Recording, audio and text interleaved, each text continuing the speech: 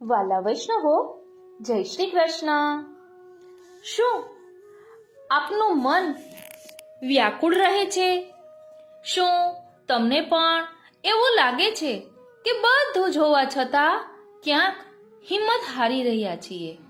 સંસારના પ્રશ્નો અને માનસિક ઉદ્વેગ જ્યારે ચિત્તને થકવી દે છે ને, ત્યારે એ શાંતિ ક્યાં મળશે એમ પ્રશ્ન થાય છે. બાળકોને પરીક્ષા આપતી વખતે, નોકરી મેળવતી વખતે, આ બધા સમયે આવો અનુભવ થતો હોય છે. ચિત્તને ક્યાંય ચેન હોતું નથી. તો વૈષ્ણવો, આજે આપણે એવા રહસ્યમય સત્સંગમાં ડૂબવું છે જ્યાં શ્રી કૃષ્ણ ભટ્ટ જેવા ભક્તોના ભાવથી પ્રભુએ સ્વયં પોતાના ચરણ આગળ ધર્યા હતા. શ્રીમદ ભાગવતજીમાં જે ચરણોનું ગાન છે અને શ્રી વલ્લભના ચરણારવિંદનો જે પ્રતાપ છે, એ જ ચરણોનું ચિંતન આપણા જીવનની બધી થકાવટ દૂર કરી દેશે. ચાલો આજે આપણા મન આતુરીના દ્વારા શ્રીજીના ચરણોમાં સ્થિર થવાનો પ્રયાસ કરીએ. એટલે કહેવાનું તાત્પર્ય એ છે કે ખૂબ જ મહેનત કરવા છતાં પરિણામ શું આવશે તેની ચિંતા, પરીક્ષા દેવા જતા પહેલા મનમાં ઉદ્વેગ જેવો અનુભવ થાય, ગભરાહટ થાય, તો આપણા બાળકોને આ બધું સમજાવવાનું છે કે આપણે કેમ ભૂલી જઈએ છીએ કે આપણે પ્રભુના અંશ છીએ અને ભગવાન અંશી છે. આ તત્વને યાદ રાખીએ અને પ્રભુના ચરણારવિંદનો દ્રઢ આશ્રય કરીએ તો આ બધાથી આપણે બચી શકીશું, ચિત્ત પ્રભુના ચરણોમાં ધરી દઈને. ભાગવતજીના ભાવ પ્રમાણે સમજીએ તો ભગવાનના ચરણોમાં ધ્વજ, વજ્ર, અંકુશ અને કમળ જેવા ચિહ્નો છે. આ ચિહ્નો ભક્તના હૃદયમાંથી પાપ અને સંતાપ એટલે કે ચિંતાને ભૂંસી નાખે છે. શ્રી વલ્લભનો પ્રતાપ એવો છે કે ફક્ત વ્રજરજથી પણ જેનો ઉદ્ધાર ન થયો હોય એવા જીવનો ઉદ્ધાર ફક્ત શ્રી મહાપ્રભુજીના ધોતી એ પણ ધોયેલા વસ્ત્રના છાંટાથી થયો છે. આવો શ્રી વલ્લભનો પ્રકટ પ્રતાપ છે. જેમ સૂર્યના તાપથી બળતા માણસને વૃક્ષની છાયા મળે, તેવી જ રીતે સંસારના તાપથી બળતા જીવને શ્રી વલ્લભના ચરણમાં શાંતિ મળે છે. જ્યારે પણ રાત્રે ઊંઘ ન આવે કે મન અશાંત હોય, ત્યારે આંખો બંધ કરી શ્રીનાથજીના સુકોમલ ચરણોનું ધ્યાન ધરવું એ જ પરમ ઔષધિ છે. કહેવાય છે ને કે બાપ કરતા બેટા સવાયા. તો કૃષ્ણ ભટ્ટજીની વાર્તામાં આવે છે કે મહારાજ, અવિવેક થાય તો ક્ષમા કરજો, પણ ચરણ સ્પર્શ તો માખીઓ પણ અમથી કરી લે છે. એટલે કે એક વખત શ્રીનાથજીએ શ્રી ગુસાઈજીને કહ્યું કે આપનો સેવક કૃષ્ણ ભટ્ટ ક્યારેય પણ મારા ચરણ સ્પર્શ કરતો નથી. એટલે 252 વૈષ્ણવ વાર્તા બીજી કૃષ્ણ ભટ્ટની વાર્તામાં આ પ્રસંગ આવે છે. તેમાં કૃષ્ણ ભટ્ટ કહે છે કે ચરણ સ્પર્શ તો માખીઓ પણ કરતી હોય, પણ તેઓને તેનું જ્ઞાન હોતું નથી. ચરણારવિંદના એવા સ્પર્શથી શું ફેર પડે? એટલે ગુસાઈજીએ સ્મિત કરતા કહ્યું કે કૃષ્ણ ભટ્ટ, કંઈક સમજાય એવું કહો ને, તો વાત આગળ વધે.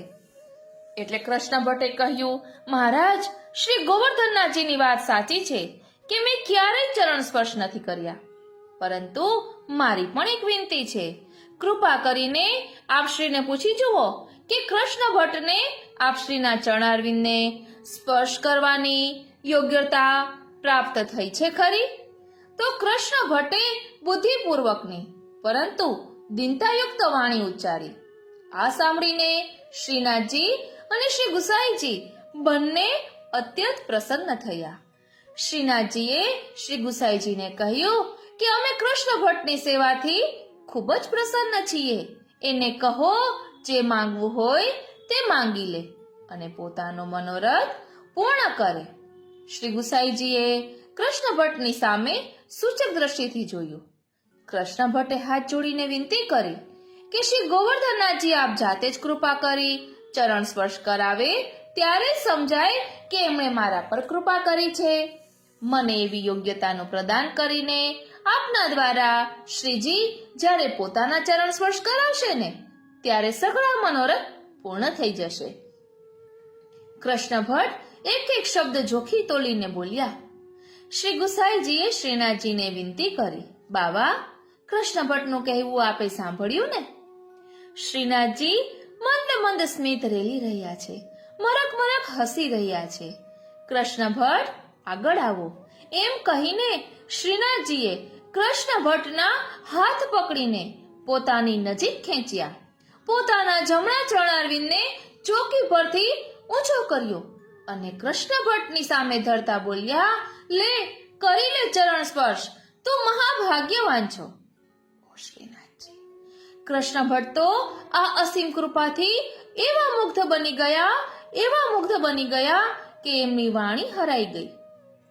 આટલા સમયથી પોતે સેવેલું સ્વપ્ન આ રીતે સાકાર થતું જોઈને એમને રોમાંચ થઈ આવ્યો.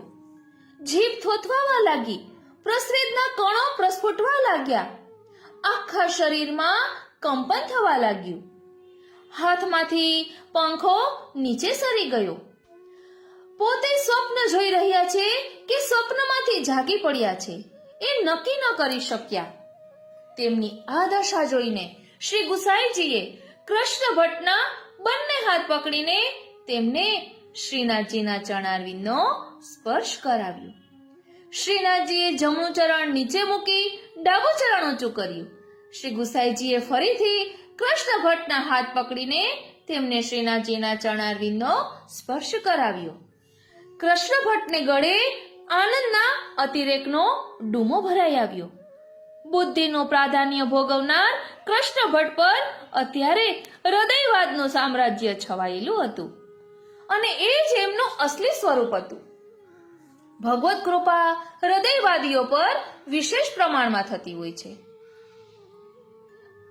અટક રહ્યો રસિકન કે મન મેં, રસિક જનોના મનમાં જ રસિકવર અટકેલો હોય છે અને એટલે જ રસિક ભક્તોના મનમાંથી રસ પ્રચુર રસ વાતો પ્રગટતી હોય છે. આ રીતે આપણે કૃષ્ણ ભટ્ટની વાર્તા દ્વારા સમજી શકીએ છીએ કે શ્રીનાથજીના ચરણારવિંદનો કેવો મહિમા છે. હવે આપણને પ્રશ્ન થાય કે વારંવાર એવું કહેવામાં આવે છે કે ચરણારવિંદનો દ્રઢ આશ્રય કરવો, તો એનું પ્રમાણ શું? કારણ કે અત્યારની યુવા પેઢીને પ્રમાણ પણ જોતું હોય ને, તો તેનું પ્રમાણ સૌપ્રથમ તો ભાગવતજી જ આપે છે. ભાગવતજીમાં શ્રી ઠાકોરજીના ચરણારવિંદનો ખૂબ જ સુંદર મહિમા દર્શાવ્યો છે. મધુરાષ્ટકમાં પણ કહ્યું છે ને, પાદો મધુરો, એટલે પ્રભુના ચરણારવિંદ મધુર છે.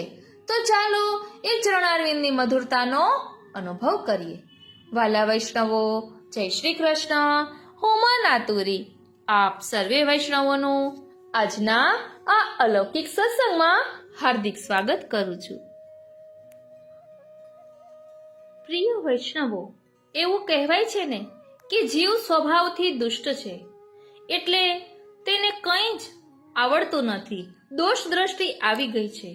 તો આપણા શ્રી હરિરાયજી ખૂબ સુંદર રીતે પ્રભુના ચરણારવિંદમાં વિનંતી ધરે છે અને કહે છે કે હે કૃષ્ણ, હું તમારો છું, બીજાનો નથી. ચાલો તેનું ભાવ દર્શન કરીએ. હું અત્યંત દુષ્ટ છું, દયારહિત છું, અન્ય પ્રકારના ધર્મના કાર્યથી જાહેર થયેલો છું, દુર્જનના સંગમાં પ્રેમવાળો છું અને હલકો છું. આમ છતાં હે કૃષ્ણ, હું તમારો છું, બીજાનો નથી. હું લોભમાં રચ્યો પચ્યો રહેનારો છું, અભિમાનવાળો છું, બીજાના બુરા માટે કામ કરનારો છું, ક્રોધ પરાયણ છું અને અવિવેકથી હણાઈ ગયેલો છું. આમ છતાં હે કૃષ્ણ, હું તમારો છું, બીજાનો નથી. હું કામી છું, જેનો આશ્રય છૂટી ગયો હોય ને તેવો છું. પારકાના આશ્રયે જવાની ઈચ્છાએ ચંચલ થઈ ગયેલો છું અને વિષય સંબંધી પદાર્થો તરફના આદરવાળો છું. આમ છતાં હે કૃષ્ણ, હું તમારો છું, બીજાનો નથી. ઉત્તમ એવા ધૈર્ય વિનાનો છું. મારું પેટ ભરવાના ફાફણમાં પડેલો છું અને જેણે મત્સર, મોહ અને મદનો સ્વીકાર કર્યો છે ને તેવો છું. આમ છતાં હે કૃષ્ણ, હું તમારો છું, બીજાનો નથી. ભક્તિ માર્ગ તરફ આદર કર્યા છતાં પણ નકામી ભક્તિ માર્ગથી વિરુદ્ધ કૃતિમાં પડ્યો પાથર્યો રહું છું અને આપના ચરણારવિંદમાં આવી પડેલો છું. આમ છતાં હે કૃષ્ણ, હું તમારો છું, બીજાનો નથી. સંસાર, ઘર અને સ્ત્રીમાં રચ્યો પચ્યો પડ્યો છું. ધન મેળવવાના ખોટા ખેદને સહી રહેલો છું અને ગાંડ પણ ભરેલા માનસવાળો છું. આમ છતાં હે કૃષ્ણ, હું તમારો છું, બીજાનો નથી. આપ શ્રી કૃષ્ણના માર્ગ સિવાયના બીજા માર્ગમાં પ્રેમવાળો છું. મારી સ્થિતિની વિસ્મૃતિવાળા હૃદયવાળો છું અને દુર્જનોના દુષ્ટ વચનોમાં આદરવાળો છું. આમ છતાં હે કૃષ્ણ, હું તમારો છું, બીજાનો નથી. શ્રી વલ્લભાચાર્યજીના વંશમાં જન્મ લેવાથી એ પ્રકારના બળવાળો છું. મારા પ્રભુના ચરણ કમલ રૂપી બળવાળો છું અને લૌકિક વૈદિક વાદોથી દુષ્ટ છું. આમ છતાં હે કૃષ્ણ, હું તમારો છું, બીજાનો નથી. આ પંચાક્ષર મહામંત્ર ગર્ભી સ્તોત્રનો પાઠ કરવાથી શ્રીમદ વલ્લભાધીશ્વર શ્રી આચાર્યજી મહાપ્રભુજીના સેવકોને ભગવદીયપણું અવશ્ય થશે. એટલે કે પ્રભુના ચરણારવિંદમાં દ્રઢ આસક્તિ થશે.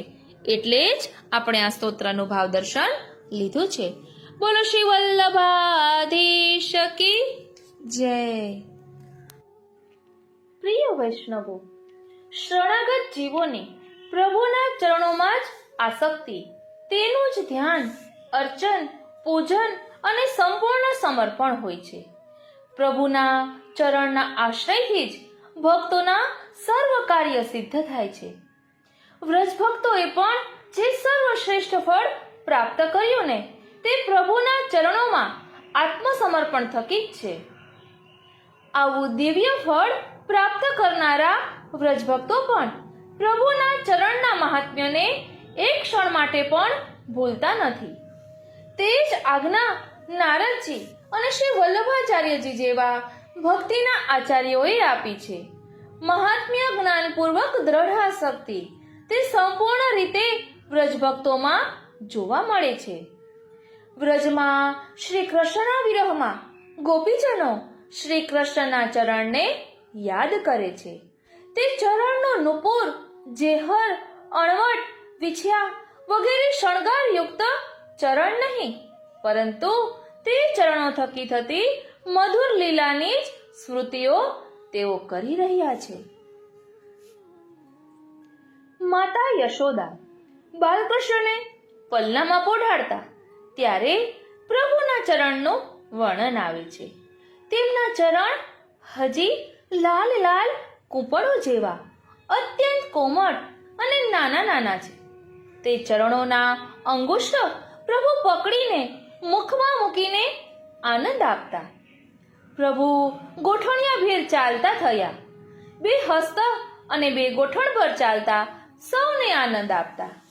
પછી પોતાના ચરણોથી ચાલતા થયા ત્યારે નુપુરના ઝણકાર સાથે સુંદર રીતે ચાલતા, પડતા અને ફરી ઊભા થઈ બાલ ચેષ્ટાઓ કરી માતાને આનંદ આપતા. ગાયોના ટોળાઓની પાછળ મંદ મંદ ચાલતા.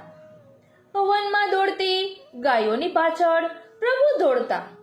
તે ચરણો ગ્વાલબાલો સાથે પોતાના ચરણોની ચપળતા અને ચાતુર્યની મલ્લયુદ્ધ જેવી રમતોમાં સૌને આનંદ આપતા અને વ્રજના કણકણને પવિત્ર કરતા એવા ચરણો અતિ મધુર છે. તે ચરણોની લીલાત્મક મધુરતા અને તે ચરણોનું મહાત્મ્ય સાથે સાથે અદ્ભુત રીતે વર્ણવતા ગોપીજનો કહે છે, હે પ્રભુ, તમારા ચરણો પર અમે ન્યોછાવર છીએ. તમારા ચરણ કમલ શરણાગત પ્રાણીઓના તમામ પાપોને નષ્ટ કરી દે છે. તે સમસ્ત સૌંદર્ય અને માધુર્યની ખાણ છે. તમારા તે ચરણ અમારા વક્ષસ્થળ પર પધરાવીને અમારા હૃદયની બળતરાને શાંત કરો. પ્રણત દેહી નામ. પ્રભુ, આવા કમળ જેવા આરક્ત, સ્નિગ્ધ અને રસમય ચરણ કમલની જેમ શીતળતા આપનાર અને ભક્તોના હૃદયની વિરહ વ્યથાને શાંત કરનારા છે. હંમેશા પ્રભુના જ સુખમાં જેનું મન પરોવાયેલું છે તે ગોપીજનો કહે છે, હે અમારા પ્રિય સ્વામી, તમારા ચરણ કમલથી પણ કોમળ અને સુંદર છે. જ્યારે તમે ગાયો ચરાવવા વ્રજમાંથી નીકળો છો ત્યારે તમારા યુગલ ચરણમાં કાંકરા, કુશ, કાંટા વાગી જવાથી કષ્ટ થતું હશે. એવા વિચારથી અમારું મન બેચેન થઈ જાય છે. અમને ભારે દુઃખ થાય છે. એટલે જ કહ્યું ને, ચલસ્યદ કાંત ગચ્છતિ. ગોપીજનોના મન પ્રભુના ચરણમાં જ લાગેલા એટલે કે ચોંટેલા રહે છે. તેનું પ્રમાણ એ છે કે પ્રભુના ચરણના કષ્ટથી તેઓના મનને પણ કષ્ટ પહોંચે છે. તો શું આપણું ચિત્ત પ્રભુના ચરણારવિંદમાં ચોટ્યું છે કે નહીં, તે આત્મચિંતન કરવું. ગોપીજનો તે ચરણોનું મહાત્મ્ય જગતને બતાવતા આગળ કહે છે કે તમારા ચરણ કમલ શરણાગત ભક્તોની સઘળી અભિલાષાને પૂર્ણ કરનારા છે. ધ્યાન આપજો વાલા વૈષ્ણવો, ગોપીજનો મહાત્મ્ય દર્શાવતા કહે છે કે તમારા ચરણ કમલ શરણાગત ભક્તોની સઘળી અભિલાષાને પૂર્ણ કરનારા છે. સ્વયં લક્ષ્મીજી તે ચરણોની સેવા કરે છે અને પૃથ્વીના તો તે ભૂષણ જ છે. આપત્તિ સમયે એકમાત્ર તેમનું જ ચિંતન કરવું ઉચિત છે, જેથી તમામ આપત્તિઓ નષ્ટ થઈ જાય છે. તેવા કલ્યાણ સ્વરૂપ આપના ચરણ કમલ છે. પ્રભુના ચરણમાં મંગલ ચિહ્નો છે. તે શરણાગત જીવોના ભક્તિમાં આવતા અંતરાયો હરવા વાળા, ભક્તોને અભય આપવા વાળા, અલૌકિક વૈભવ આપવા વાળા વગેરે શુભ મંગલ કરવા વાળા છે. તે ચિહ્નો પણ વ્રજની રજમાં પ્રાપ્ત થાય છે, જેના થકી ભક્તોનું કલ્યાણ થાય છે. ગોપીઓ કહે છે, સખી, પ્રભુના ચરણ કમલમાં ધ્વજા, વજ્ર, અંકુશ વગેરેના અદ્ભુત અને સુંદર ચિહ્નો છે. તેવા પોતાના કોમલ ચરણોથી ગજરાજની જેમ મંદ ગતિથી ચાલતા ધરતીની પીડાને પણ તે ચરણ હરે છે. પ્રિય વૈષ્ણવો, અહીં કહ્યું ને કે ગજરાજની જેમ મંદ ગતિથી ચાલતા, ત્યાં તો વલ્લભાખ્યાનું વર્ણન પણ યાદ આવે છે. અરે સોરી, મૂળ પુરુષમાં આવે છે, ગજગતિ ચાલ ચલે શ્રી વલ્લભ. ઓ શ્રીનાથજી. એટલે મૂળ પુરુષમાં પણ એવું જ વર્ણન આવે છે. કહેવાનું તાત્પર્ય છે કે વસ્તુતઃ કૃષ્ણ એવ. ઓ શ્રીનાથજી. એટલે અહીં કહે છે કે જ્યારે વ્રજભૂમિ ગાયોની ખરીઓથી ખોદાઈ જાય છે ત્યારે પ્રભુ તેના પર ચાલીને પોતાના કોમલ ચરણોથી તેની પીડાને હરે છે. આ રીતે પ્રભુનું વ્રજમાં ખુલ્લા ચરણારવિંદે ચાલવું ધરતી માતા માટે પણ મધુર છે, જે ધરતી વિશ્વપત્ની કહેવાય છે. વંદન ભક્તિના આચાર્ય કહેવાતા અક્રૂરજી અને પ્રભુના પ્રિય સખા જ્ઞાની ભક્ત ઉદ્ધવજી પણ વ્રજમાં પધાર્યા ને ત્યારે તેઓને પણ પ્રભુના ચરણની મધુરતા અને તેની વ્રજ ભક્તો સાથેની લીલાની અનુભૂતિ થઈ હોય તેનું વર્ણન મળી આવે છે. અક્રૂરજી કહે છે, ભગવાનના જે ચરણ કમલની બ્રહ્માજી, શિવજી, ઇન્દ્ર વગેરે મોટા મોટા દેવતાઓ ઉપાસના કરે છે. સ્વયં ભગવતી લક્ષ્મી એક ક્ષણ માટે પણ તે ચરણોની સેવાને છોડતા નથી. પ્રેમી ભક્તો સાથે મોટા મોટા જ્ઞાનીઓ પણ જે ચરણની આરાધનામાં લાગ્યા રહે છે. ભગવાનના તે જ ચરણ કમલ ગાયોને ચરાવવા માટે ગોપકુમારો સાથે વન વિચરે છે. તે જ દેવતાઓ અને મુનિઓ દ્વારા વંદિત શ્રી ચરણ ગોપીઓના વક્ષસ્થળ પર લાગેલા કેસરના ચિહ્નો વાળા થયા છે. પરમ જ્ઞાની ઉદ્ધવજી પરમ પ્રેમી ગોપીજનો સાથે પ્રભુની દિવ્ય લીલાના સત્સંગમાં જોડાઈને વ્રજના અનેક લીલા સ્થળો વનમાં ફર્યા અને તે દિવ્ય લીલાની અનુભૂતિ કરવા વાળા તે ગોપીજનોના સંગથી ઉદ્ધવજી પણ તે પ્રેમમાં રંગાઈને જે ઉદ્ગાર કહે છે ને તેમાં પ્રભુના ચરણોનું અતિ રસમય મધુર વર્ણન મળી આવે છે. બ્રહ્માજી, શંકર, સ્વયં લક્ષ્મીજી અને સમર્થ દેવતાઓ, પૂર્ણ કામ, આત્મારામ અને મોટા મોટા યોગેશ્વરો પોતાના હૃદયમાં જે ચરણોનું ચિંતન કરતા રહે છે તે ભગવાન શ્રી કૃષ્ણના ચરણારવિંદને રાસલીલા વખતે ગોપીઓએ પોતાના વક્ષસ્થળ પર પધરાવ્યા અને તે ચરણોનું આલિંગન કરીને પોતાના હૃદયની વ્યથાને વિરહને શાંત કરી. પ્રિય વૈષ્ણવો, અહીં કહ્યું ને કે ઠાકોરજીના ચરણારવિંદને વક્ષસ્થળ પર પધરાવ્યા, તો આપણા શ્રી વલ્લભ પ્રભુના ચરણારવિંદ એટલે શ્રી વલ્લભ પ્રભુએ પોતાના ચરણારવિંદ નારાયણદાસ લુહાણા ઠઠાના એમના હૃદય પર પધરાવ્યા હતા, એમના વક્ષસ્થળ પર પધરાવ્યા હતા એવું વાર્તામાં વર્ણન મળી આવે છે. વચ્ચે વચ્ચે કહેવાનું કારણ એ છે કે વસ્તુતઃ કૃષ્ણ એવ. હવે આગળ વર્ણન કરતા કહે છે કે તે મહારાસમાં અનેક પ્રકારના નૃત્ય થકી, રસાત્મક લીલાઓ થકી, અનેક રસ મુદ્રાઓ અને રસબંધનાદિક અનેક લીલાઓ તે ચરણ થકી કરીને હજારો ગોપીજનોને દેવતાઓથી પણ દુર્લભ દિવ્ય રસાત્મક લીલાઓનું સુખ આપ્યું. આવા વ્રજની ધરતી ગાયો, વ્રજ ભક્તો સૌને આનંદ, મધુરતા પ્રદાન કરવા વાળા ચરણો અતિશય મધુર છે. એટલે કહ્યું પાદો મધુરો, એટલે શ્રી પ્રભુના ચરણો મધુર છે.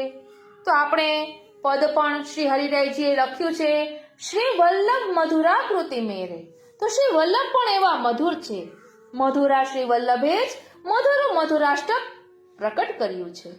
તે મધુરાષ્ટકમાં એટલું સુંદર વર્ણન છે કે એની લીલાઓનું ચિંતન કરીએ ત્યારે અનેરો આનંદ આવે. બોલો શ્રી વલ્લભાધીશ કી જય.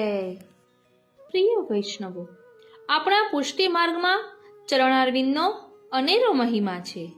શા માટે આપણે ચરણ સ્પર્શ કરીએ છીએ? શા માટે દંડવત કરીએ છીએ? તો શ્રી મહાપ્રભુજી શ્રી ભાગવતજી પરના શ્રી સુબોધિનીજીમાં અનેક સ્થળે પ્રભુના ચરણારવિંદનું સ્વરૂપ અને મહિમા સમજાવે છે.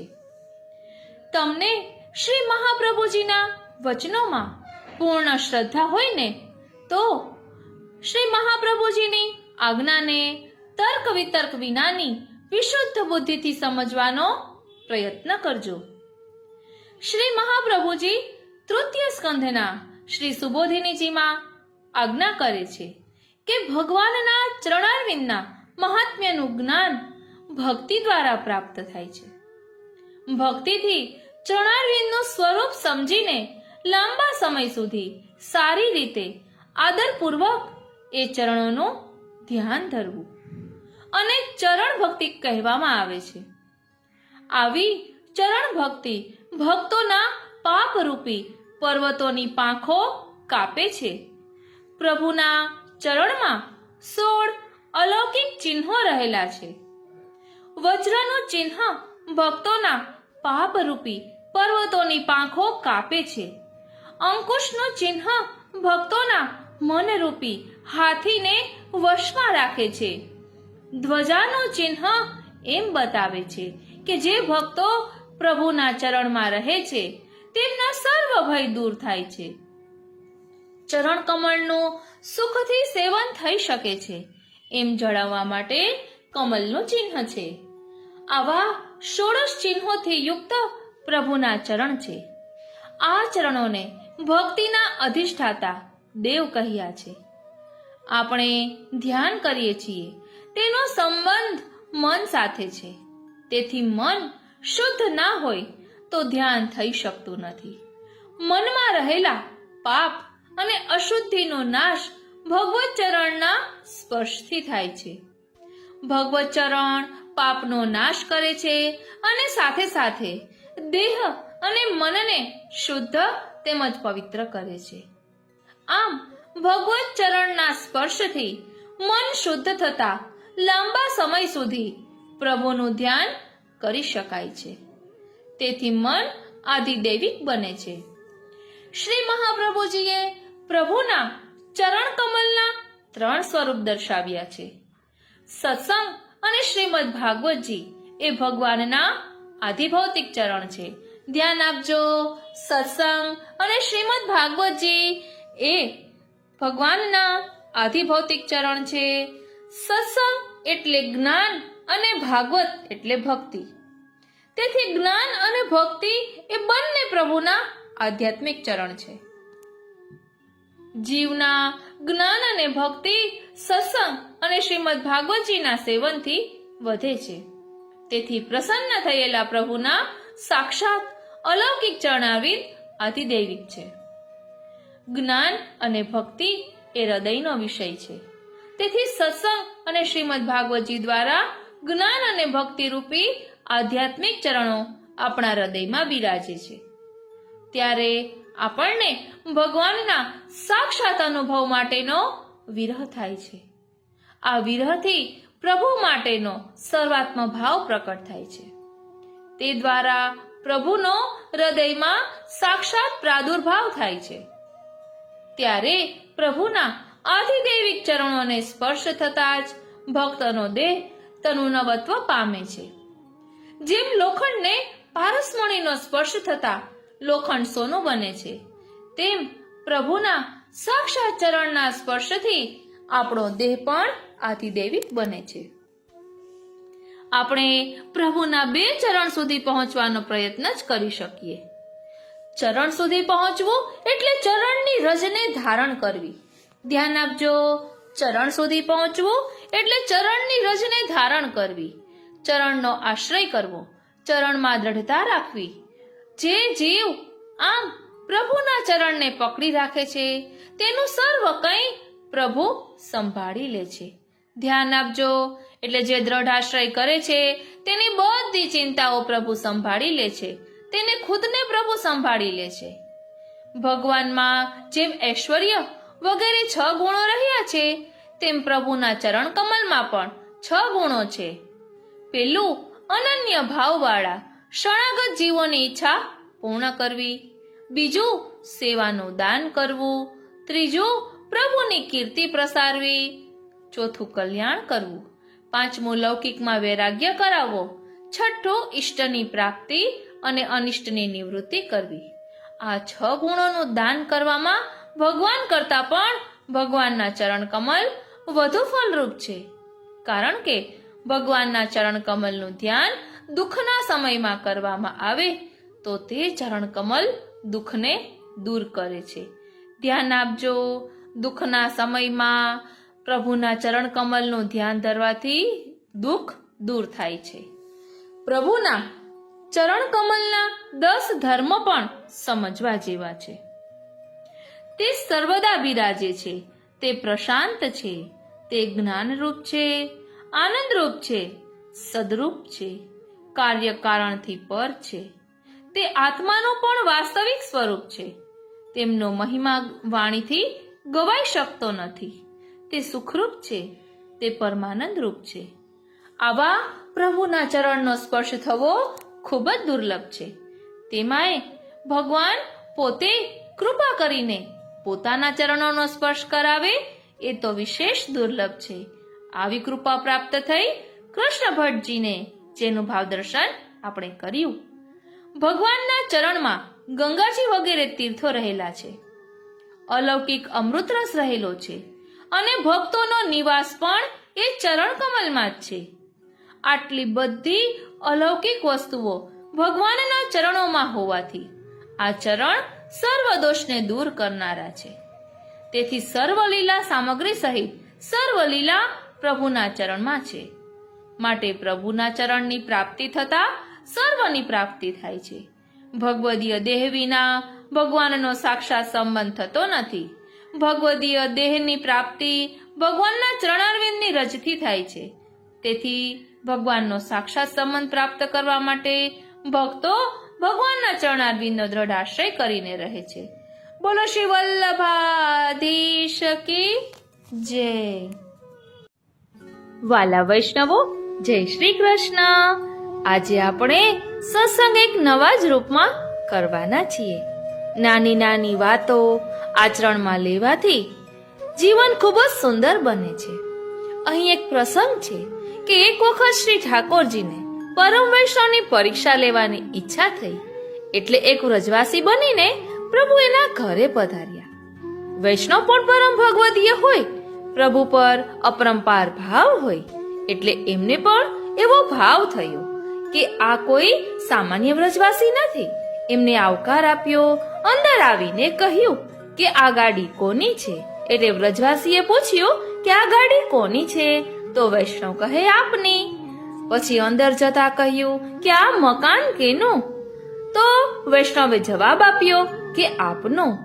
રૂમમાં પ્રવેશી દરેક વસ્તુ વિશે પૂછ્યું તો કહે દરેક વસ્તુ આપની.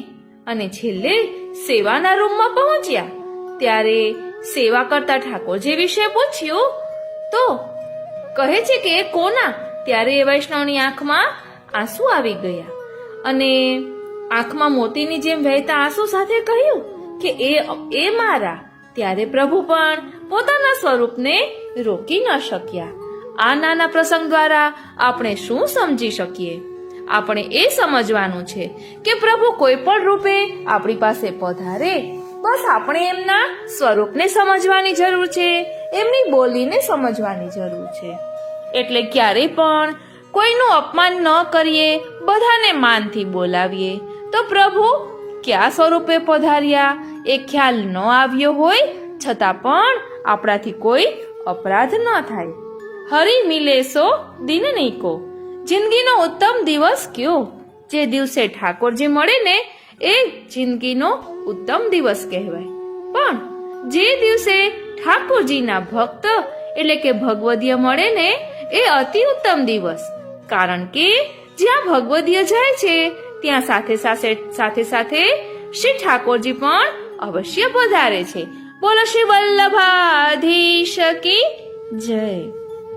એટલે ગમે તેને ભગવદીયની ઉપમા ન આપવી. ભગવદીયના લક્ષણો શ્રી હરિરાય મહાપ્રભુજીએ પ્રથમ શિક્ષાપત્રમાં દર્શાવ્યા છે. જે શ્રી વલ્લભની આજ્ઞાનું પાલન કરતા હોય, જેનામાં ધર્મ દયા હોય, તેને ભગવદીય કહેવાય. આપણે હમણાં જ થોડાક દિવસ પહેલા પ્રથમ શિક્ષાપત્રનું ભાવ દર્શન કર્યું હતું. તેમાં ભગવદીયોના લક્ષણો દર્શાવ્યા છે. તે શ્રવણ કરવું, તે વાંચવું અને આત્મચિંતન કરવું કે આપણે ક્યાં સુધી પહોંચ્યા છીએ. આપણે તો પ્રભુના દાસ છીએ.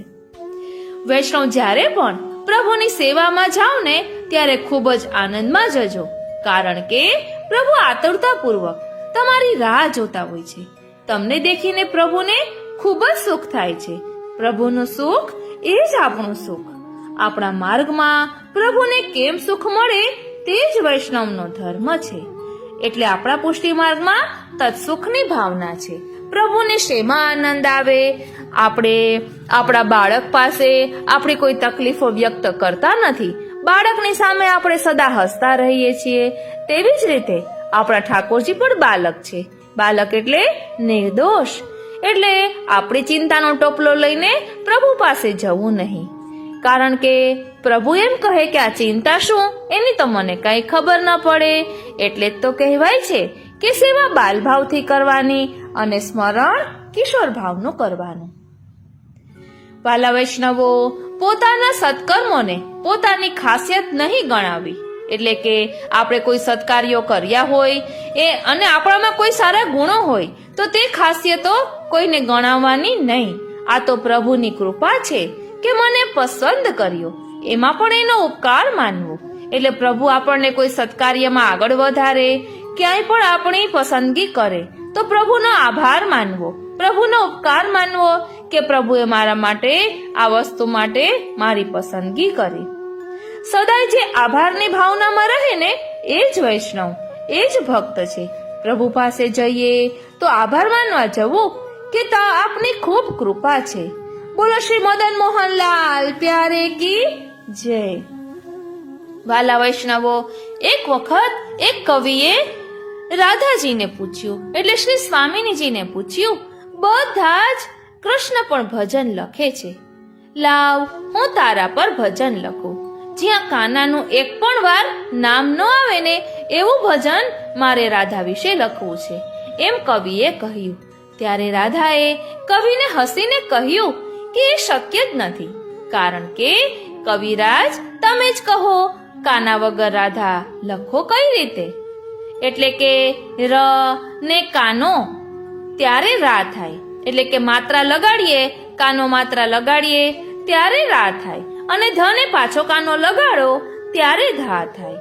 એટલે એક વખત રાધા લખવા 2 વખત કાનો જોઈએ. એટલે રાધા ને કૃષ્ણ બંને એક જ છે, તેને જુદા શા માટે સમજો છો? બંને એક જ સ્વરૂપ છે. વાલા વૈષ્ણવો, આપણે દરરોજ બ્રહ્મ સંબંધના મંત્રનું સતત મનન ચિંતન કરવું જોઈએ કે હું દાસ છું, હે કૃષ્ણ હું તમારું છું. એવી સુગંધ ભરી દો અમારામાં કે જે અમને અડી જાય તેનામાં પણ સુગંધ આવે, અને એમ કહી જાય કે આ તો શ્રી વલ્લભના બગીચાનું ફૂલ છે, એટલે કે શ્રી વલ્લભનો પ્યારા વૈષ્ણવ છે. એટલે અહીં શ્રી મહાપ્રભુજીના ચરણારવિંદમાં વિનંતી ધરી છે કે હે શ્રી વલ્લભ પ્રભુ, મારામાં એવી સુગંધ ભરી દો કે અમને જે પણ અડીને જાય, એટલે કે અમારા સંગમાં જે પણ આવે, અમારી આસપાસના જે પણ લોકો હોય તેને પણ સુગંધ આવે અને તેનામાં પણ એ સુગંધ ભળી જાય, અને એમ કહી જાય કે આ તો શ્રી વલ્લભના બગીચાનું ફૂલ છે. ફૂલ કેવું હોય તો કહે અતિશય કોમલ હોય. એટલે હૃદય આપણું કેવું હોવું જોઈએ? કોમલ હૃદય. કોમલ હૃદય હોય તો પ્રભુ સુખેન બિરાજે.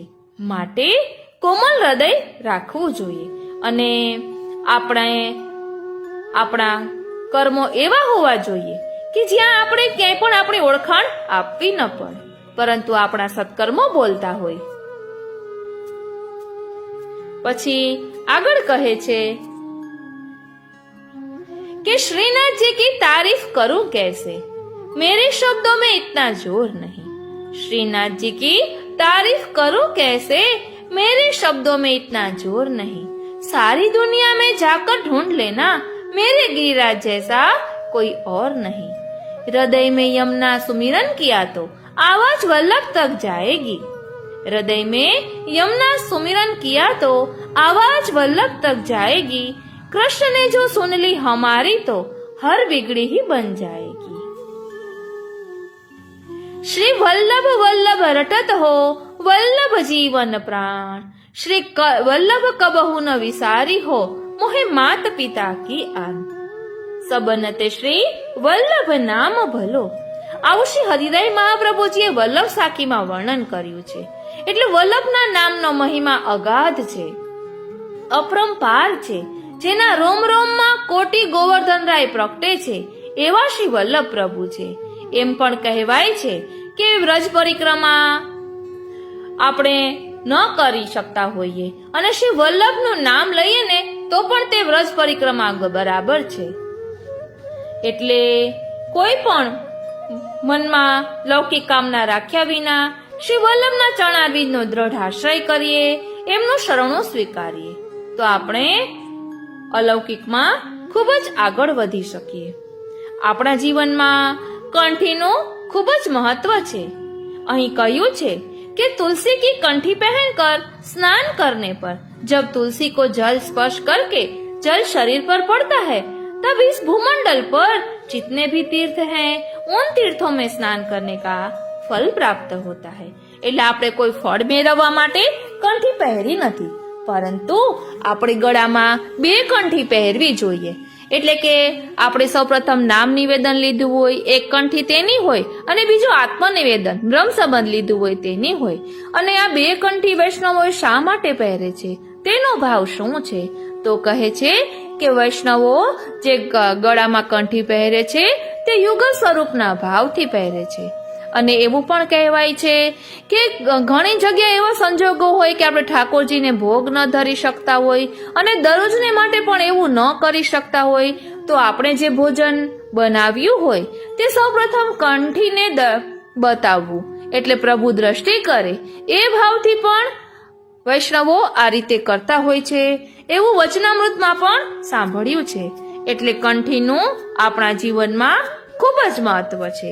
એવું કહેવાય છે કે જો અચાનકથી કંઠી ક્યાંય પડી જાય તો એક ડગલું પણ આગળ ભરવું નહીં, કારણ કે ખૂબ જ અપરાધ લાગે છે. એવું પણ વચનામૃતમાં આવે છે. અહીં એક ભક્ત પરમાત્માને વિનંતી કરે છે, કહે છે કે હે પરમાત્મા, अगर आपका कुछ तोड़ने का मन करे तो मेरा गुरूर तोड़ देना, अगर आपका कुछ जलाने का मन करे तो मेरा क्रोध जला देना, अगर आपका कुछ बुझाने का मन करे तो मेरी घृणा बुझा देना, अगर आपका मारने का मन करे तो मेरी इच्छाओं को मार देना, अगर आपका प्यार करने का मन करे तो मेरी ओर देख लेना, मैं शब्द तुम अर्थ, तुम बिन मैं व्यर्थ. એટલે અહીં વિનંતી કરી છે કે અહમ ભાવ ખૂબ જ આપણા જીવનમાં શ્રીનાથજી ટૂંકમાં જેનામાં અહમ હોય છે તેના હૃદયમાં પ્રભુ બિરાજતા નથી. એટલે અહીં કહે છે કે પ્રભુ આપને કઈ તોડવાનું મન થાય તો મારા અહંકારને તોડજો.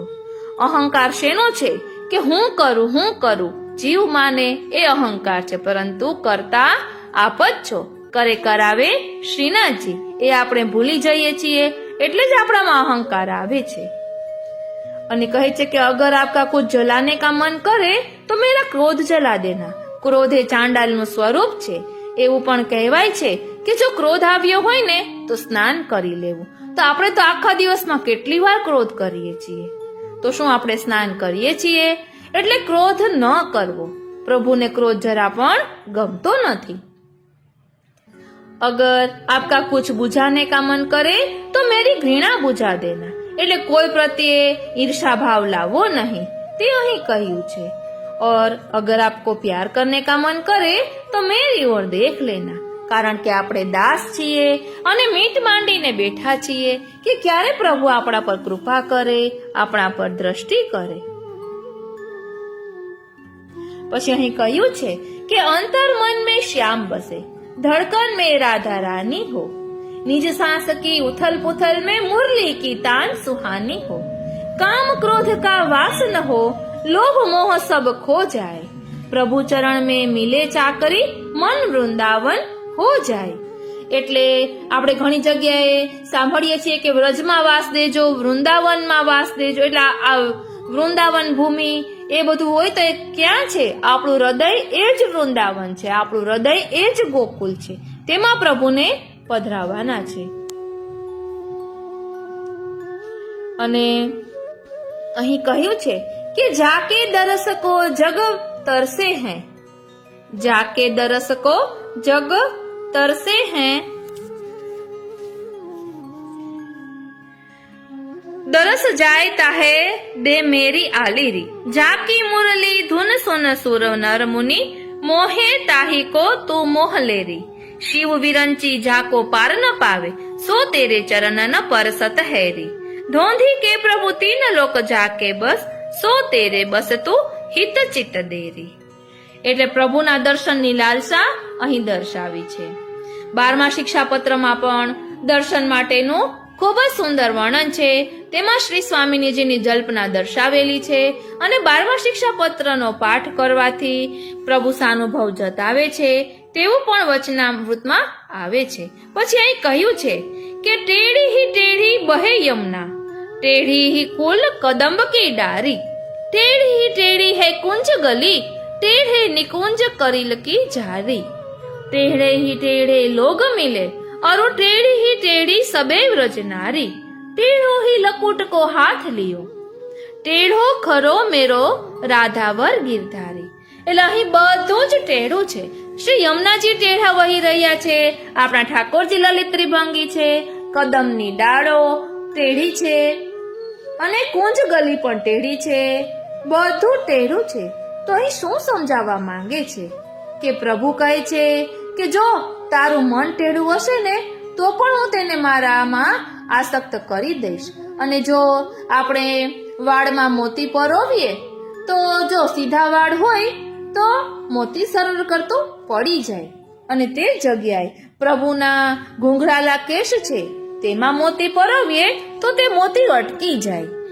એમ પ્રભુ વાઘ નખો ધરે છે તે પણ એ જ ભાવથી છે કે વાકામનવાળા ભક્તોને પણ હું મારી શરણે લઈ લઉં છું અને મારામાં આસક્ત કરી દઉં છું. પ્રભુ લલિત ત્રિભંગી સ્વરૂપ એટલે જ ધારણ કર્યું છે કે આપણું મન એના સ્વરૂપમાં અટકેલું રહે. એટલે પ્રભુની જે અલકાવલી છે, ઘુંઘરાલી લટો છે, એમાં શ્રી સ્વામિનીજીનું મન અટકેલું રહે છે. એટલે પ્રભુ જે કંઈ કરે છે એ ભક્તોના મનોરથ પૂર્ણ કરવા કરે છે. એટલે અહીં બધું ટેઢું કહ્યું છે. એટલે પ્રભુ કહે છે કે મારા ભક્તો ટેઢા હશે તો પણ હું એને ગમે તે રીતે મારા સ્વરૂપમાં આસક્ત કરી દઈશ. પછી કહ્યું છે કે જલ में बसे कुमुदिनी, चंद्र बसे आकाश, श्री वल्लभ मेरे मन बसे इन चरणन की आस. એટલે જલ में बसे कुमुदिनी, कुमुदिनी છે ને એ ચંદ્ર પ્રકાશમાં જ ખીલે છે અને ચંદ્ર બસે આકાશ, અને ચંદ્ર ક્યાં હોય છે? આકાશમાં. અને કહ્યું કે શ્રી વલ્લભ મેરે મન બસે ઇન ચરણન કી આસ. એટલે શ્રી મહાપ્રભુજીના ચરણારવિંદના દ્રઢાશ્રયનું અહીં કહ્યું છે. પછી અહીં સમજાવ્યું છે કે નજીક જાઓ એટલે કેટલીક વસ્તુ આપોઆપ મળી જાય છે. જેમ કે બરફ પાસે જાઓ તો ઠંડક, અગ્નિ પાસે જાઓ તો ગરમી, ગુલાબ પાસે જાઓ તો સુગંધ. બસ આમ જ ઠાકોરજી પાસે જાઓ તો કશું માંગવાની જરૂર નથી, માત્ર ઠાકોરજી સાથે નિકટતા બનાવી રાખો. કરે કરાવે શ્રીનાથજી. અહીં કહ્યું છે કે પુષ્ટિ માર્ગમાં 3 વસ્તુ જરૂરી: સંગ, સન્મુખતા અને સાનિધ્ય. આ ત્રણેય શ્રી યમુનાજીમાં સિદ્ધ છે.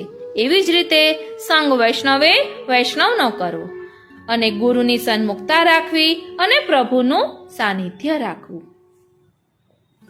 પછી અહીં સમજાવ્યું છે શ્રીનાથજી કે સંતાનોની ખોટી જીદ અને માગણીઓ ઉપર તમારો જો સમયસર અંકુશ નહીં હોય તો જીવનમાં છેલ્લે તમે નિસહાય થઈ જશો. એ કૌરવોના પ્રસંગ પરથી આપણે સમજી શકીએ છીએ. પછી અહીં કહ્યું છે કે તમે ગમે તેટલા બલવાન હો પણ તમે અધર્મનો સાથ આપશો તો તમારી શક્તિ, અસ્ત્ર શસ્ત્ર, વિદ્યા, વરદાન બધું જ નકામું થઈ જશે. એ કર્ણના પ્રસંગ પરથી, એમના ચરિત્ર પરથી આપણે સમજી શકીએ. પછી કહ્યું છે કે સંતાનોને એટલા મહત્વાકાંક્ષી ન બનાવો કે વિદ્યાનો દુરુપયોગ કરીને સર્વનાશ નોતરે. એ અશ્વત્થામાના ચરિત્ર પરથી આપણે સમજી શકીએ. પછી કહે છે કે ક્યારેય કોઈને એવા વચન ના આપો કે જેનાથી તમારે અધર્મીઓની સામે સમર્પણ કરવું પડે. વિશ્વ પિતામહના ચરિત્ર પરથી આપણે સમજી શકીએ. પછી કહ્યું છે કે સંપત્તિ, શક્તિ, સત્તા, સંખ્યાનો દુરુપયોગ અને દુરાચારીઓનો સથવારો અંતે સર્વનાશ નોતરે છે. એ દુર્યોધનના ચરિત્ર પરથી આપણે સમજી શકીએ. પછી કહે છે કે અંધ વ્યક્તિ અર્થાત સ્વાધી, વિતાંત, મદાંત, જ્ઞાનાંત, મોહાંત અને કામાન્ય વ્યક્તિના હાથમાં સત્તાનું સુકાન ના સોંપવું જોઈએ, નહીં તો તે સર્વનાશ નોતરશે. એ ધૃતરાષ્ટ્રના ચરિત્ર પરથી આપણે સમજી શકીએ. વિદ્યાની સાથે વિવેક હશે તો અવશ્ય વિજયી થશો. એ અર્જુનના ચરિત્ર પરથી સમજાય છે. બધા સમયે બધી બાબતોમાં છળ કપટ થી તમે બધી બાબતમાં દરેક વખત સફળ નહીં થાવ એ શકુનીના ચરિત્ર પરથી સમજી શકાય. જો તમે નીતિ, ધર્મ, કર્મ સફળતાપૂર્વક નિભાવશો તો વિશ્વની કોઈ પણ શક્તિ તમારો વાળ પણ વાકો નહીં કરી શકે. વાલા વૈષ્ણવો, આજના સમયની વાસ્તવિકતા શું છે? તો કહે મોટા ઘર છે, પરિવાર નથી, મોટો અભ્યાસ છે, શિષ્ટાચાર નથી, મોંઘી દવા છે, હેલ્થ નથી, ચાંદ પર જવું છે, પાડોશીની ખબર નથી, કમાણી વધારે પણ સુકૂન નથી, બૌદ્ધિક સ્તર ઊંચું, ભાવના નથી, પ્રેમ સંબંધ ઘણા, સાચો પ્રેમ નથી, શુદ્ધ પ્રેમ નથી, દારૂ વધારે, પાણી નથી, ઘડિયાળ મોંઘી, સમય નથી, માણસો ઘણા, માણસાઈ નથી. અરે શ્રીનાથજી,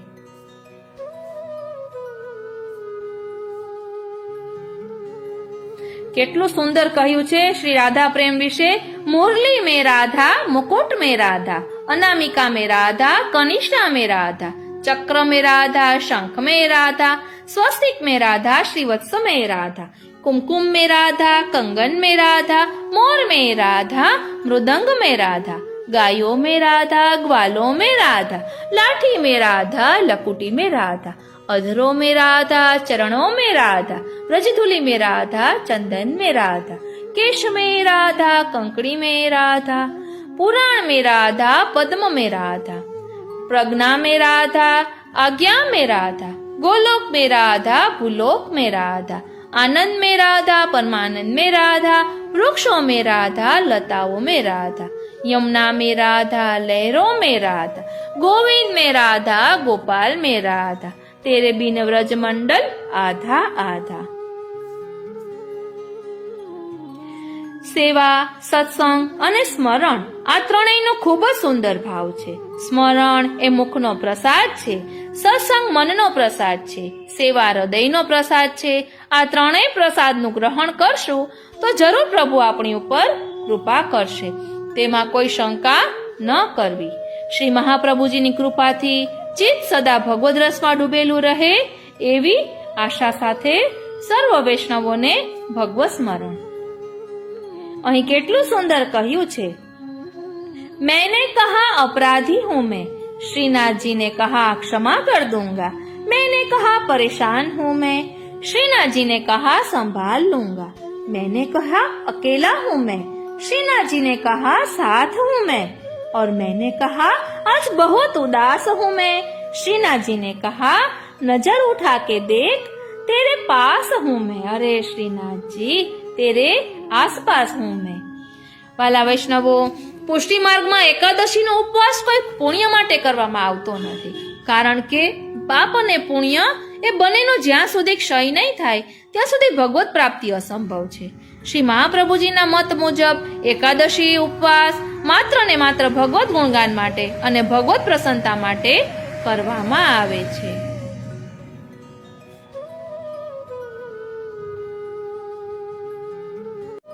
આપણા બધાના મનમાં આ પ્રશ્ન થતો હોય છે કે શ્રી ઠાકોરજી આપણી સાથે વાતો કરે છે કે નહીં એ કેમ ખબર પડે? 84,252 વૈષ્ણવોની વાર્તા આપણે વાંચતા હોઈએ ત્યારે તેમાં આવતું હોય છે કે શ્રી ઠાકોરજી માગી માગીને આરોગ્ય છે, શ્રી ઠાકોરજી ભક્તો સાથે વાતો કરે છે. ત્યારે વાંચીને આપણને પણ એમ થાય કે શ્રી ઠાકોરજી મારી સાથે ક્યારે વાતો કરશે?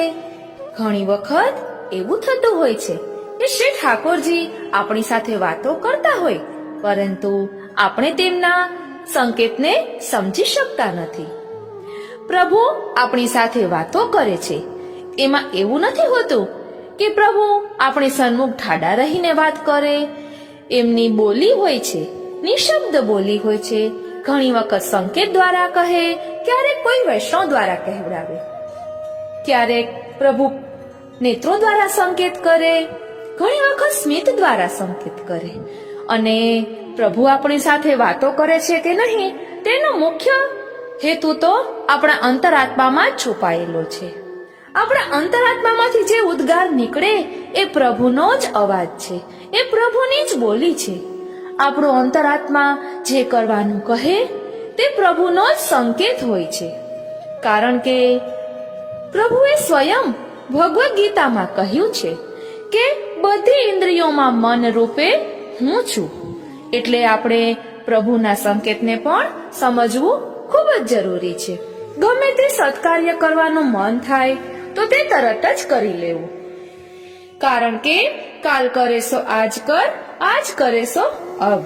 એટલે ક્યારેય પણ તેને આંખા ડાકાર કરવા નહીં, તરત જ તેમાં તે કાર્ય કરવામાં પ્રેરાઈ જવું. હવે આપણે એક સત્ય પ્રસંગ દ્વારા જાણવાનો પ્રયાસ કરીએ કે શું આપણે પ્રભુની બોલી સમજીએ છીએ કે નહીં. એટલે આ સાંભળ્યા પછી આપણે પણ આપણા જીવનનું અવલોકન કરવાનું છે, આત્માવલોકન કરવાનું છે કે અત્યાર સુધીમાં આપણી સાથે શું શું થયું છે અને એમાં પ્રભુએ આપણને કયા કયા સંકેત કર્યા છે. આપણે ખૂબ જ ઊંડાણપૂર્વક વિચારીશું ને તો આપણને પણ આપના જીવનમાં થયેલા અનુભવો પરથી સમજાશે કે સમયે સમયે પ્રભુએ સંકેત દ્વારા બધી પ્રેરણા કરી જ છે. તો ચાલો તેનું ભાવ દર્શન કરીએ. થોડાક સમય પહેલા મારા મમ્મી આવ્યા હતા, ત્યારે તેમણે 84,252 વૈષ્ણવોના પુસ્તકો અમને બધી બહેનોને પધરાવી આપ્યા. ત્યારે ત્યાં ભાગવતજી ખૂબ જ સુંદર જોઈને એ પણ લેવાનું એમને મન થઈ ગયું. તો મેં કહ્યું કે હવે બીજી વાર આવો ને ત્યારે લેજો. ત્યારે મારા મમ્મીએ પણ એમ જ કહ્યું કે કંઈ પણ સારું કાર્ય કરવાનું મન થાય એટલે તરત જ કરી લેવાય. આજનો લાવો લીજીએ રે, કાલ કોણે દીઠી છે. એટલે અંતરાત્મામાંથી આવેલો અવાજ હતો કે આ સત્કાર્ય કરવાનું મન થયું છે તો તે તું કરી લે. હું મારી સ્વયં ભાવના આપને કહીશ. સૌપ્રથમ તો કાલિંદી બેટીજીના ચરણારવિંદમાં કોટી કોટી દંડવત પ્રણામ. કારણ કે આ બધી પ્રેરણા કરનાર એ કાલિંદી બેટીજી છે. એમના વચનામૃત હું દરરોજ સાંભળું છું. એમના વચનામૃત સાંભળી સાંભળીને આત્માને આમ સ્પર્શ કરે છે એમ કહી શકાય. કાલિંદી બેટીજી વચનામૃતમાં કહેતા હોય કે આપની આત્માને જાગૃત કરો, પોતાને નિરખો, આત્માને નિરખો એમ કહેવા માંગે છે. તો હું મારી સ્વયં ભાવના આપને કહીશ. આજે મેં શ્રીનાથજી યમુનાજી ચેનલમાં પોસ્ટ મૂકેલી હતી રૂપાવવજીની. તેમાં લખ્યું હતું કે દાણ લીલાના 20 દિવસ એટલે પ્રભુ આપણી પાસે માંગે તે દિવસો. આ 20 દિવસોમાં આપણે પ્રભુની પાસે કંઈ જ માંગવાનું નથી, પરંતુ પ્રભુ જે માંગે તે પ્રભુને આપવાનું છે. તો આપણને મનમાં પ્રશ્ન થાય કે પ્રભુ માંગે છે તો તે કેમ ખબર પડે. હું કાલિંદી બેટીજીના વચનામૃત સાંભળું એમાં એ કહેતા હોય છે કે આપણે પ્રભુની બોલી સમજવાની છે. તો શું આપણે પ્રભુની બોલી સમજીએ છીએ? હવે હું મારી પોતાની વાત કરીશ કે પ્રભુ આપણને કઈ કઈ રીતે સંકેત કરતા હોય છે, પરંતુ આપણે એમનો સંકેત સમજવાનો હોય છે. પ્રભુ ફેસ ટુ ફેસ બોલે એવું જરૂરી નથી. કોઈ વૈષ્ણવ દ્વારા બોલાવે, આપણા મનમાં પ્રેરણા કરે, એ પ્રભુની બોલીને આપણે સમજવાનો પ્રયત્ન કરવાનો, સતત સજાગ રહેવાનું કે આ પ્રભુએ જ મનોરથ કર્યો હશે. ચેનલમાં પણ ઘણા વૈષ્ણવોને કોઈ પુષ્ટિ સાહિત્ય જોઈતું હોય તો અમને ખૂબ જ આનંદ થાય કે પ્રભુ આ દ્વારા શ્રવણ કરવા ઈચ્છે છે. વૈષ્ણવ દ્વારા પ્રભુ કહેવડાવે છે કે હવે તું મારા આ ગુણગાન કર. એટલે આપણે પ્રભુની બોલી સમજવાની છે. હવે હું આપને મારી વાત કરું, કારણ કે અહીં કહ્યું છે કે પ્રભુ આપણી પાસે માંગે તે આપણે પ્રભુને આપવાનું છે. હું નાની હતી, હું 8મા ધોરણમાં ભણતી હતી ત્યારે બ્રહ્મસંબંધ લીધું. કોઈ પ્રકારનું પુષ્ટિ માર્ગનું જરા પણ જ્ઞાન નહીં. પ્રભુએ કૃપા કરી, બાજુમાં મરજાદી રહેતા હતા. એમને ત્યાં દરરોજ સત્સંગ થાય. એમને ત્યાં જે બાપા દરરોજ સત્સંગ વાંચતા હતા, એટલે કે પુસ્તકો વાંચતા હતા, સત્સંગ કરાવતા હતા, તે ભગવત ચરણારવિંદમાં પહોંચી ગયા. એટલે બીજા બધા વૈષ્ણવોને ખૂબ જ તાપ થયો કે શું હવે આપણો આ સત્સંગ ચાલુ નહીં રહે, કારણ કે બીજા કોઈ વૈષ્ણવને વાંચતા લખતા બહુ આવડતું ન હતું. બધા મોટી ઉંમરના જ વૈષ્ણવો હતા. અમે તેની બાજુમાં જ રહેતા હતા. પછી એ મરજાદી વૈષ્ણવો, એ બેનનું નામ મણીમાં કહેતા બધા તેને. એને મને કહ્યું કે તું ભલે અડધી કલાક પણ પુસ્તક વાંચવા આવીશ. પછી અમે જ્યારે વાંચવાનું હશે પુસ્તક ત્યારે તને બોલાવશું, પછી તું તારે પાછી ઘરે ચાલી જજે. સાવ બાજુમાં જ ઘર હતું અને અમે એમના દીકરાના મકાનમાં જ ભાડે રહેતા હતા. સાવ બાજુમાં ઘર હતું એટલે જાણીતા પણ હતા. એટલે મારા મમ્મી પપ્પાએ હા પાડી.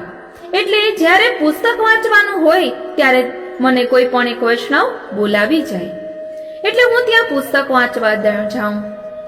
ત્યાં દરરોજ ભાગવતજીનું શ્રવણ કરવામાં આવે એટલે ભાગવતજી મારે વાંચવાનું હોય. પછી બધા વૈષ્ણવો વચમાં કંઈ પણ ખુલાસા આવે તો ખુલાસા કરે, પરંતુ બીજી કઈ મને ખબર પડતી નહીં. પણ મને પુસ્તક વાંચવું બહુ ગમતું.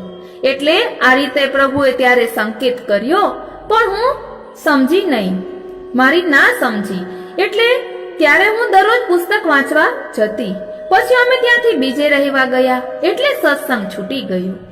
પછી 10મામાં ભણવાનું હોય એટલે પછી ભણવામાં પરોવાઈ ગયા. એટલે કહેવાનું તાત્પર્ય છે કે પ્રભુએ સંકેત કર્યો હતો. પછી લગ્ન થયા પછી, એટલે મારા લગ્ન થયા તો મને આ મણીમાએ પૂછ્યું કે તમારા ઘર ઠાકોરજી બિરાજે છે? તો મેં કીધું કે હા. તો એમણે કહ્યું કે તને આ સત્સંગનું ફળ મળ્યું. એટલે મને કઈ ખબર પડતી જ ન હતી. વિષયાંતર ન થઈ જાય એટલે ટૂંકમાં જ કહી રહી છું કે પ્રભુની બોલી આપણે કઈ રીતે સમજવાની છે. એટલે પ્રભુ એક વખત સંકેત કર્યો આ મણીમા દ્વારા કે તું સત્સંગ કર, પુસ્તક વાંચ. તો મેં તે શરૂ કર્યું. પછી પ્રભુની જેવી ઈચ્છા હોય એટલે તે આ રીતે અમે બીજે રહેવા ગયા એટલે બંધ થયું. અમારા ઘરમાં મારા મમ્મી દરરોજ પુસ્તક વાંચે પરંતુ શુદ્ધ પુષ્ટિ માર્ગ નહીં. પછી લગ્ન થયા એટલે ફરી પ્રભુએ સંકેત કર્યો.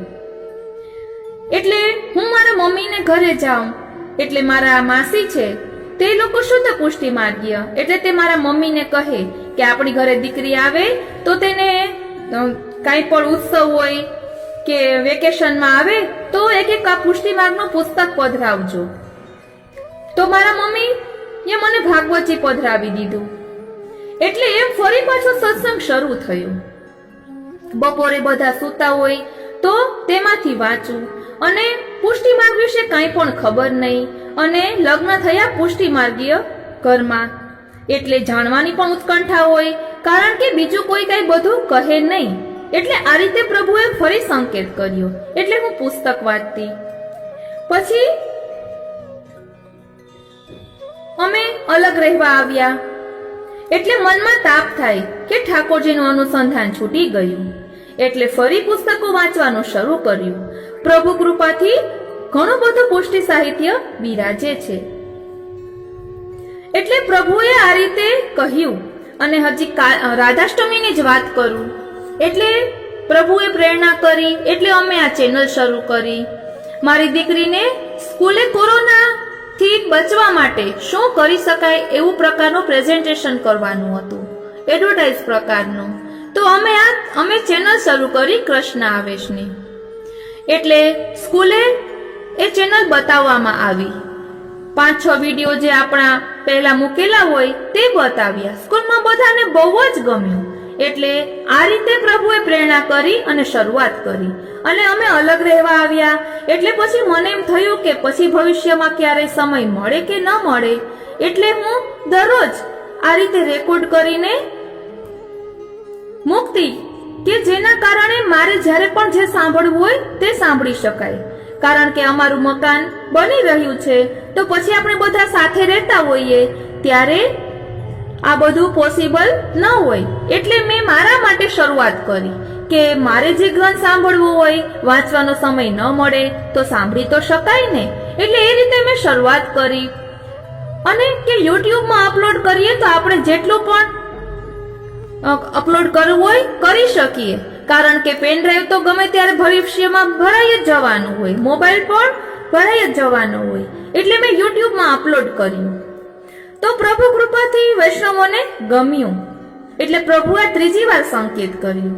અને ત્યારબાદ પ્રભુએ પ્રેરણા કરી એટલે મેં મન આતુરી ચેનલ શરૂ કરી, કારણ કે કાલિંદી બેટીજીના વચનામૃત મને ખૂબ જ ગમે. યમુનાજીના 41 પદનું મેં સંકલન કરેલું હતું. એટલે મારી વર્ષોથી ઈચ્છા હતી કે મારે આ સચિત્ર કરવું છે.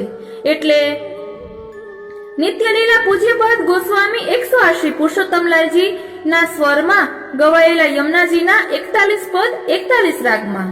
અને મેં મારી દીકરીને કહ્યું, એટલે તેને આ વાર્તા સંગતિનું સંકલન પોઈન્ટ આઉટ કરીને આ ચિત્રજીની સાથે સંગતિ રાખીને મને એડિટિંગ કરી દીધું. એટલે કેટલી કૃપા, જે મનોરથ કરું તે પ્રભુ પૂર્ણ કરાવે. એટલે પ્રભુએ આ રીતે સંકેત કર્યો. એટલે હરિગુરુ વૈષ્ણવની કૃપા મારા ઉપર કઈ રીતે થઈ એ હું આપને કહી રહી છું. કે ઠાકોરજીએ સૌપ્રથમ પ્રેરણા કરી સત્સંગ માટેની, પછી કાલિંદી બેટીજીની કૃપા થઈ, એમને આ વિડીયો પોતાના ગ્રુપમાં શેર કર્યો, બધાને ખૂબ જ ગમ્યો. અને રાધાષ્ટમીના આગલે દિવસે મારા વરે મને કહ્યું કે રાધાષ્ટમી છે આવતીકાલે, તો કંઈક એવું કર કે વૈષ્ણવોને આનંદ આવે, કંઈક એવો વિડીયો બનાવો કે વૈષ્ણવો આનંદિત થાય. એટલે પછી મેં પુસ્તકોમાં ગોત્યું. એટલે યદુનાથજીના વચનામૃતમાંથી એ સંકલન મને પ્રાપ્ત થયું. આ રીતે મારા ઉપર ગુરુ કૃપા ખૂબ જ છે, અને વૈષ્ણવોની કૃપા પણ ખૂબ છે કે આ બધા વૈષ્ણવોને ખૂબ જ ગમ્યું. એટલે પ્રભુએ આના પપ્પા દ્વારા મને કહેવડાવ્યું, એટલે કે મારા વર દ્વારા કહેવડાવ્યું કે તું આ કર, તો આ બધાને ખૂબ જ ગમ્યું. એટલે પ્રભુની બોલી આ રીતે સમજવાની છે. હજી હું ગઈકાલની જ વાત કરું. ગઈકાલે મારા વરે મને કહ્યું કે આવતીકાલે દાણ એકાદશી છે, તો દાણ એકાદશીનું વૈષ્ણવોને મહાત્મ્ય જાણવા મળે તો કેટલું સારું. એટલે પછી મેં દાણ એકાદશી વિશે ગોત્યું અને મૂક્યું. તો આ બધાને ખૂબ જ ગમ્યું. અને આજે સવારે મેં આ રૂપાવોજીની પોસ્ટ વાંચી કે આ 20 દિવસો છે એ પ્રભુને આપણી પાસે માંગે અને એ પ્રભુને આપવાના દિવસો છે. ત્યારે મને અંતઃથી સ્ફુરણા થઈ કે પ્રભુ આવું ઈચ્છે છે કે હું પુષ્ટિ સાહિત્ય આપ બધા સુધી પહોંચાડું. અને મારે જે જોઈતું હતું, મને ખૂબ જ ગમે પુસ્તકો વાંચવા. મારી આજુબાજુ હું જ્યારે રેકોર્ડ કરતી હોય તો ઘણા બધા પુસ્તકો હોય કે અલગ અલગ માંથી સંકલન કરેલું હોય, એટલે ખૂબ જ ગમે. એટલે પ્રભુએ માગ્યું પણ કેવું માગ્યું કે પ્રભુએ એમાં પણ મારું જ સુખ વિચાર્યું કે મને ખૂબ ગમે છે. અને મને મનમાં એ તાપ રહેતો કે આટલું બધું પુષ્ટિ સાહિત્ય છે અને હું કોઈને પહોંચાડી શકતી નથી. તો હરિગુરુ વૈષ્ણવની કૃપા થઈ અને આપ સર્વે સુધી આ પહોંચ્યું, અને આપ સર્વેએ કૃપા કરીને સાંભળ્યું અને આપ બધાને ગમ્યું. એટલે આ રીતે પ્રભુ આપણી સાથે બોલે છે. પ્રભુની બોલી આપણે સમજવાની છે. આટલું બધું મને પ્રેરણા એટલે થઈ કે કાલિંદી બેટીજીના વચનામૃતમાં હું સાંભળું જ છું કે આપણે પ્રભુની બોલી સમજવાની છે. તો મને પણ એમ થતું કે પ્રભુ શું આપણી સાથે વાતો કરે, બોલે, પરંતુ સંકેત દ્વારા બોલે, તો તે આપણે સમજવાનું હોય છે. એટલે મને પણ એવું છે કે આ સાંભળીને કદાચ આપને પણ સ્ફુરણા થાય કે પ્રભુ આપની પાસેથી શું ઈચ્છે છે. એટલે હું પણ શ્રી મહાપ્રભુજીના ચરણારવિંદમાં એ જ વિનંતી કરું કે પ્રભુ આપ સર્વે સાથે વાતો કરે. અલ્પમતીથી મારી સ્વયં ભાવના કહી છે. આપને કંઈ પણ ઓલું લાગ્યું હોય તો મને ક્ષમા કરશો. આજનો આ સત્સંગ શ્રીનાથજી, શ્રી યમુનાજી, શ્રી મહાપ્રભુજીના ચરણારવિંદમાં સમર્પિત કરું છું. જય શ્રી કૃષ્ણ.